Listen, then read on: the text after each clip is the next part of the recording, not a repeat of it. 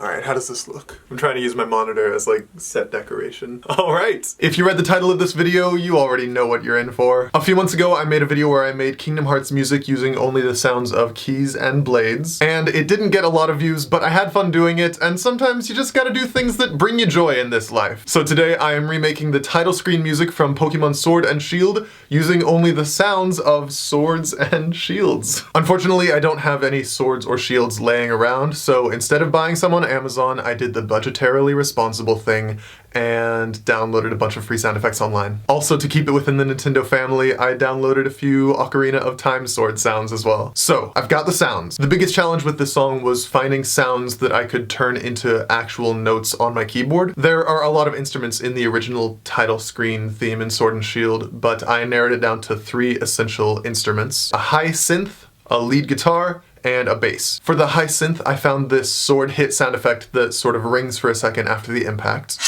So I stretched it out, trimmed it, narrowed it down to 1 tight frequency, and tuned it. So now we have this note. Once I put it into the sampler, I can give it a little scoop at the beginning, I can give it some echo and reverb, and now we have a high synth. For the lead instrument, I just took that same note and applied some guitar amps and pedal effects. I just played around with it for a while until I liked the sound, and that's it. We have an electric guitar. With just a little bit of EQ and volume adjusting, I was able to turn that sound into the instrument that I can use for the counter melody line. For the bass, I actually used this Ocarina of Time sword sound.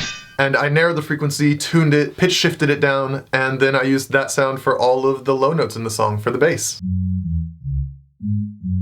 With those sounds, I have all of the pitched instruments I need for the song, and the only thing left is percussion. For the kick drum, I used this shield thump and this Zelda swish sound to make this kick drum sound.